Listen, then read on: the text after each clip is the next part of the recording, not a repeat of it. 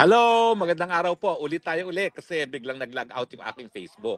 So ang pag-uusapan po natin ngayon ay kahapon, sinampahan kami ng Maharlika ng NBI sa kung ano-anong mga kaso dahil doon sa pulboronic video. Ang tanong, meron ba kaming krimen na ginawa? Walang unang-unang simula dyan sa ating diskurso ay ang pagpo-post ng video ng pulboronic video. Yan po ay kabahagi ng malayang pananalita. Bagamat hindi po yan mga salita, yung video mismo po ay kabahagi ng malayang pananalita. So meron pong presumption na lahat po ng kaso na isasampa na nanunupil sa malayang pananalita, yan po ang presumption ay labag sa ating saligang batas dahil yan ay labag sa ating Bill of Rights. O nga pala po, nandito ako sa downtown Eman. No? So, nagkakape-kape, mag-ice cream, at mag-grocery maya-maya. Pero anyway, ang kinasuhan nila sa akin ay incitement to sedition. Ano ba incitement to sedition? Well, meron pong mga pananalita at ang intensyon ay para yung mga nakakarinig ay gumawa ng acts of sedition. Ano ba yung acts of sedition na yan? Tatlo po yan. Una-una, yung para magalit sa gobyerno. Pangalawa, yung para pigilan ang mga gawain ng gobyerno. At pangatlo, yung intensyon na magkaroon ng pagkakagulo sa lipunan. Ang nangyari doon sa pulboronic video, meron ba akong ginawa doon para magalit ang tao kahit kanino? Well, sa tingin ko hindi. Kasi hindi naman namin intensyon na galitin ng tao. Ang intensyon namin ay dapat, yan ay isang tanong. Yung pagpapakita ng video ay isang tanong. Ikaw ba, Mr. President, ikaw ba ay nasa tamang pag-iisip? Dahil kung hindi ka nasa tamang pag-iisip, paano ka makapagbibigay ng solusyon sa problema ng bayan? So in other words, yung aming pagpapakita ng video ay isang tanong. Nasa sapat ka bang pag-iisip para ikaw ay manungkulan? In fact, ito po ay ang tinatawag na covered by privilege. Bakit? Kasi siya po ay nanunungkulan sa gobyerno. At siya ay merong kapangyarihan bilang Commander-in-Chief para magdeklara ng gera, para magdeklara ng mga price controls, para mag-appoint. Pero kung ang pag-iisip mo ay hindi nasa tamang pag-iisip, dahil ikaw ay nasa impluensya ng droga, paano mo magagampan ang iyong mga katungkulan? Napakadami na pong kaso na sabi ng Korte Suprema, kung ito ay pagpupula sa taong gobyerno, dapat wag balat sibuyas. At ito ay hindi magiging krimen ng libel, lalong-lalo na kung ito ay may kinalaman sa kanyang katungkulan. Ang tanong, ang pagiging bangag ba may kinalaman niya sa pagiging presidente? Abay, siyempre, dahil kung ikaw ay nasa posisyon ng presidente, pinakamataas na posisyon sa ating bayan, yung pinakamataas sa sangay ng gobyerno na nagpapatupad ng batas, unang-una, yung paggamit ng droga, yan po ay illegal. Yan po ay labag sa batas. So paano mo mapapatupad ang batas kung yan ay ikaw mismo ay lalabag? Pangalawa, yun nga po, yung kinakailangan nasa tamang pag-iisip, meron kang tamang judgment. So sa amin, hindi para magalit kay Presidente yung aming intention dyan. Kung hindi, kinakailangan sagutin ni Presidente. Ikaw ba ay lumalabag sa batas? Ikaw ba ay nasa tamang pag-iisip? Now, siyempre, yung dalawa pang klase ng sedition, yung pagpigil sa trabaho ng gobyerno, wala naman kaming ganung ginawa, no? Dahil ang gusto nga namin is mapatupad yung trabaho ng presidente na pinapatupad ang ating batas, kasama na yung ating mga batas laban sa paggamit ng droga, no? At hindi na siya mismo ang gagamit ng droga, no? Now, intention din ba namin magkagulo? Ay hindi po. Dahil ang intention namin talaga ay sitahin ang mga taong gobyerno at siguraduhin na sila ay nasa tamang pag-iisip para magawa ang kanilang trabaho. So ibig sabihin, dahil ito po ay isang tanong at sabihin na natin pagpupula sa kanyang kahinaan ng kanyang personalidad at ng kanyang pagkatao, sinisiguro namin na ang pinakamataas na posisyon sa ating bansa ay dapat nasa sapat na pag-iisip para gampanan ang kanyang trabaho. Kaya sa tingin ko, walang intent to commit sedition. Okay. Now, bukod pa dyan, yun na nga yun, sinabi ko, no? Ito po ay tinatawag na privilege communication. Bakit privilege? Kasi nga po, ito ay pula.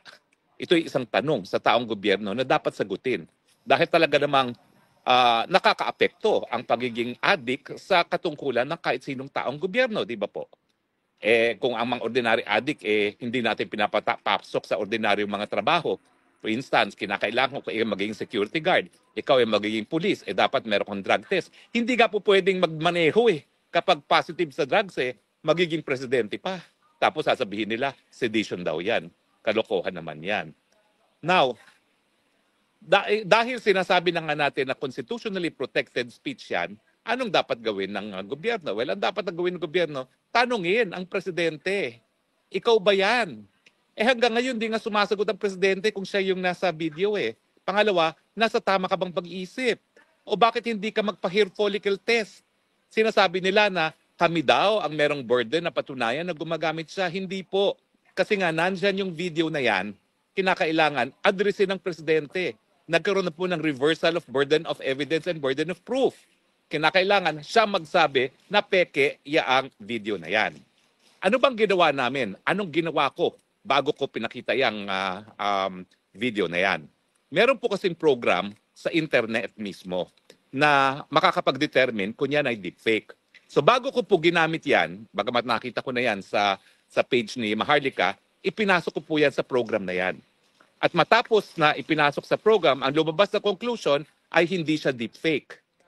In fact, pinakita ko po ito sa New York. Nag-step by step kami, in-enlarge ko yung projector at pinakita ko na ang labas doon sa computer program na yan ay it is not deep AI or it's not deep fake. So in other words, ako mismo po, even for purposes of libel, although hindi naman libel to dahil lang dapat magdemanda ng libel si Marcos Jr. mismo, kaya lang duwag, ayaw magdemanda ng libel. Alam mo, hinahamon ko siya, mag-file siya ng libel para magkita kami sa hukuman at nang mapilit ko siya mag-undergo ng hair follicle test. Kasi pag siya ay nagdemanda, meron din akong karapatan na kumalap ng ebidensya, no, para sa aking depensa, at ang ebidensya ko, yung katawan niya. Titignan natin kung may droga nga, may trace of droga sa kanyang katawan. So sana, Mr. President, huwag kang magtago sa saya ng mga NBI mo. Harapin mo, kami demanda mo, nang sa ganun, mapilitan ka namin magpa-hair follicle test. Dahil kahit anong panawagan namin, hindi mo naman pinakikinggan. So baka kinakailangan talaga, korte ang mag-order na ikaw ay mag-hair follicle test. Pero bukod pa dito sa computer program na ginamit ko na readily available sa internet, 2 beses po dumaan yan sa authentication. Yung una po, nang nalaman nung nag-authenticate kung sino yung nasa picture, ayaw magbigay ng certificate na walang AI, na hindi siya AI, na hindi siya tampered. Bakit? Kasi may kinalaman sa gobyerno yung kumpanyang yun. Okay? Government-owned and controlled corporation. So nung nalaman nila na presidente ng Pilipinas yan, bagamat dayuhang bansa yan, ayaw na nila magbigay ng certificate, bagamat sinabihan talaga nila si Maharlika na yan ay authentic at hindi fake. Anong ibig sabihin yon? Ibig sabihin yon, even si Maharlika, gumawa ng mga hakbang para masiguro na hindi siya deepfake. Dahil kapag hindi siya gumawa ng hakbang na ganyan at hindi siya nag-ingat, pwede siyang madali ng libel. Pero ito, kung a-apply natin yung New York Times versus Sullivan test, walang willful na pagsisinungaling, no? Dahil she went out of her way, unang-una, para gumamit ng program, kung malaman na deepfake yan, at pangalawa, pumunta pa sa kumpanya na to make sure na authentic yan. Kaya lang, yung unang kumpanya, hindi nga nagbigay ng written report. Meron ngayon siyang hinanap na eksperto na taga LA mismo, taga Hollywood mismo. Alam naman natin ang Hollywood, ayan ang kapital ng film industry ng Amerika. At kapag pinag-uusapan ay mga video, siguro naman yung mga eksperto sa Hollywood ay pwede nating paniwalaan. At yan lang meron siyang report. Mahaba yung report. Kung hindi ako nagkakamali, mga more or less 30 to 40 pages yan. At ang conclusion niya, hindi siya AI, hindi siya deepfake. Meron siyang 3 test na ginawa at doon sa 3 test na yon, doon niya binasa yung conclusion niya na hindi siya tampered, na ang video ay authentic. Now, bakit kami natutuwa na nagsampa ng ganitong kaso? Kasi yung eksperto na yon, ayaw niyang isiwalat sa publiko yung finding niya unless merong kaso sa hukuman. Ibig sabihin, talagang kinailangan na magsampa ang NBI ng kaso laban sa aming dalawa ni Maharlika o di naman kaya si Marcos Jr. mismo magsampa ng libel case sa amin para magamit namin yung authentication. Kasi nakasulat doon sa kontrata ni Maharlika doon sa eksperto na yon, meron siyang non-disclosure agreement except kung gagamitin nga sa legal proceedings. Ngayong nandyan ang legal proceedings, lagot ka Marcos Jr. Mababasa ngayon ng buong daigdig ang katotohanan na authentic ang pulvoronic tape. So maraming salamat. Now, kung malaman ng tao yan na authentic at paniwalaan, kasi eksperto naman yung nagsasabi at 2 beses na nagkaroon ng authentication, plus meron pang computer program na nagsasabi na authentic siya. O, kung nagalit ang tao, kami ba may kasalanan nun? Hindi. Kasi yung galit na yon, magbubunga yon sa katotohanan na wala palang kakayahan ang presidenteng mamuno. At ang hihingin nila, siyempre, na ang presidente magbitiw. Now, yan ba'y krimen? Hindi. Dahil yung panawagang magbitiw, yan ay karapatan ng taong bayan. Dahil sila ay tunay na soberenya. At wag nating kakalimutan ha, 2 beses na sa ating kasaysayan na pinaalis natin ang mga nakaupong presidente. So hindi po yan illegal. Kaya nga ang ating saligang batas, unique sa buong daigdig. Dahil sa buong daigdig, tayo lang ang may probisyon na kinikilala ang people power. Na tanging taong bayan ang may kapangyarihan na magpalayas, magtsugi, kumbaga, sa mga gobyernong walang kwenta. Hindi po yan sedition. Yan ay karapatan ng taong bayan. At kung ako'y mananawagan, ayan na, pag nakita nyo ng authentication, pag naisa publiko na namin, wala nang kaduda-duda na hindi yan deepfake, anong gagawin ninyo? Bahala kayo magdesisyon, wag lang kayo gagamit ng dahas. Ang gumagamit ng mga dahas ay gaya ng mga lukulukong, mga trililing na gumagamit ng dahas pero nag-i-stay sa 5-star hotel at sinisimot yung laman ng kitchen. Okay? Yun po ang tinatawag na kudeta. Yung paggamit ng dahas na walang suporta naman ng taong bayan. No? Now, yung aming mga ginagawa ni Maharlika, pwede ba maging seditious yan talaga? Hindi po, miski sabihin na natin may mga ibang tao magagalit. Bakit? Kasi wala pong clear and present danger. Yan po ang importante.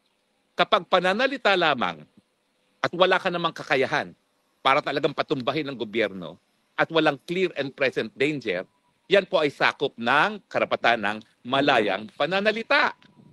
So makikita po talaga natin ay talagang binigyan lang kami ng pagkakataon ni Director Santiago na mapakita, masiwalat sa buong bayan yung authenticity ng pulboronic video.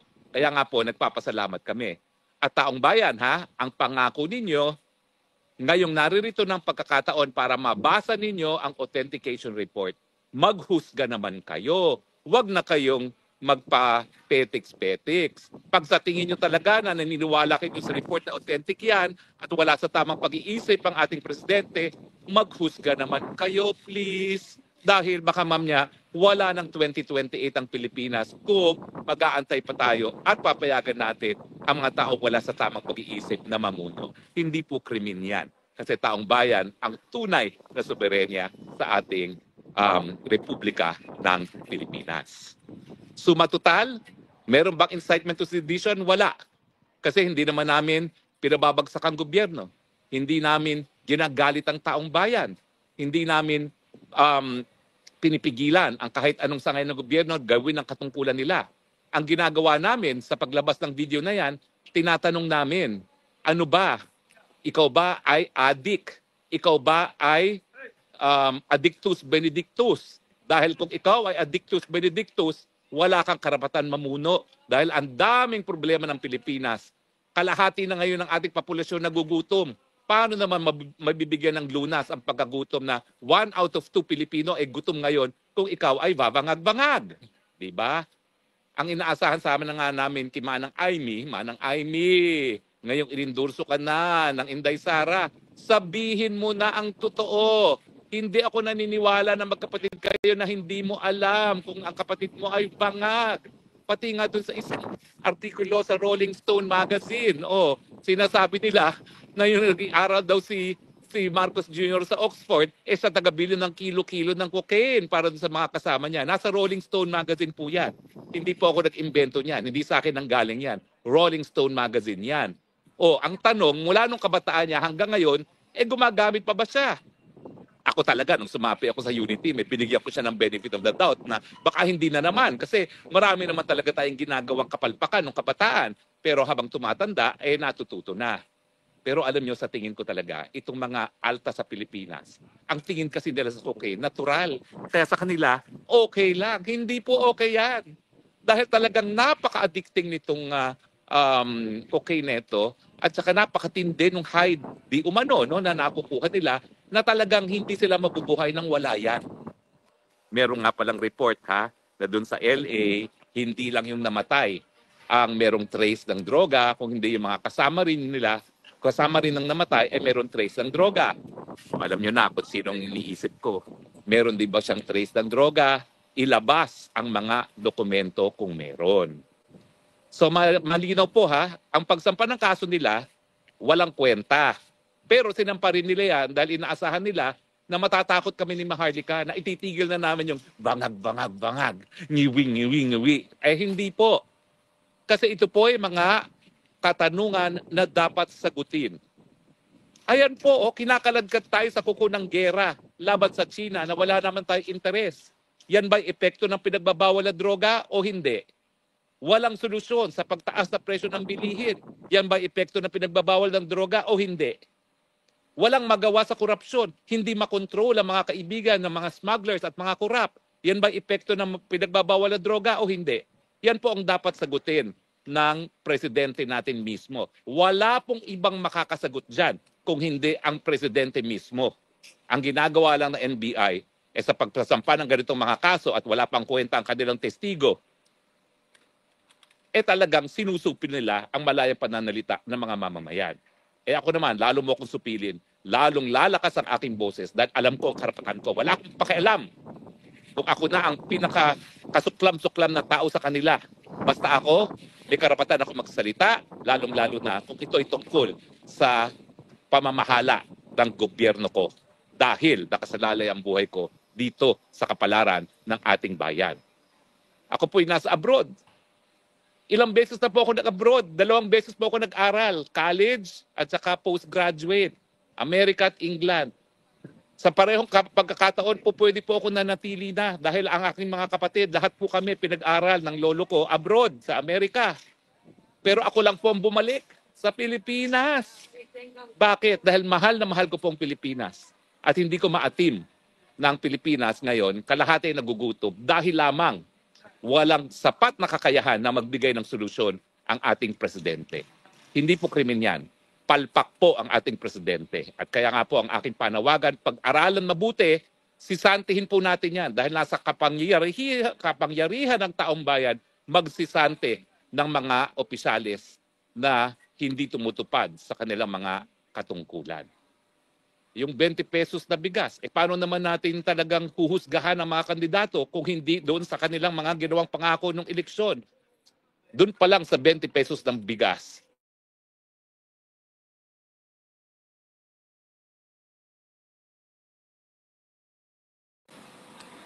Nawala po tayo sandali, pero maraming salamat po sa inyong patuloy na pagtangkilik. Masyado na po siguro mahaba, kaya pinapaikli na.